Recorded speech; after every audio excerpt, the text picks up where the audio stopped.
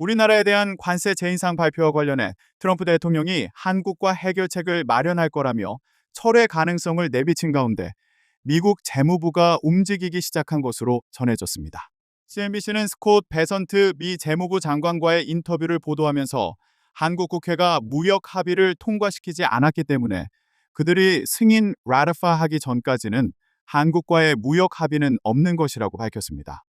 대미 소식통에 따르면 미국은 한국에 대한 관세 재부과안을 연방 관보에 올리기 위한 실무 준비를 이미 시작한 것으로 알려졌습니다. 연방 관보는 미국 정부의 공식 공지 게시판 성격으로 대통령의 행정명령부터 관세와 규제 변경, 정부 정책 초안 등이 연방 관보에 실려야만 공식 문서로 인정됩니다.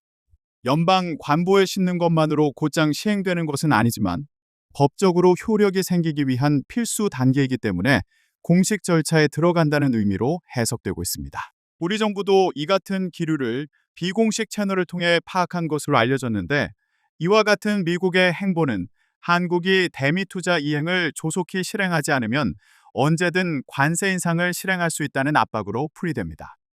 또한 그동안의 한 미 관세 협상은 하워드 러트닉 상무장관이 주도해 왔으나 베선트 재무장관이 나서서 해당 사안을 언급한 것을 두고 일각에서는 한국 측 파트너인 재정경제부와의 갈등을 암시한다는 추측을 내놓기도 했습니다.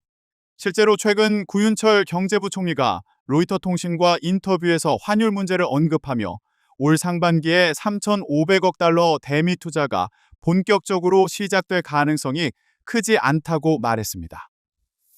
블룸버그 통신은 지난 22일 구 부총리의 발언은 한국이 미국에 약속한 연간 200억 달러의 대미 투자를 하지 않겠다는 이야기는 아니다라는 추가 보도를 내놨지만, 트럼프 대통령은 이 과정에서 한 미 관세 협상에서의 주도권을 다시 강화해야 할 필요성을 느낀 것으로 보여집니다.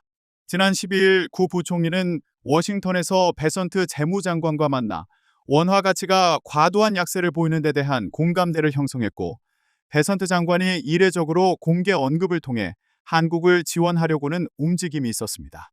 그러나 이후 공개된 구 부총리의 인터뷰에 미 재무부 역시 한국이 약속을 지키지 않을 수 있다는 의심으로 돌아섰다는 분석이 나오고 있는 것으로 전해졌습니다.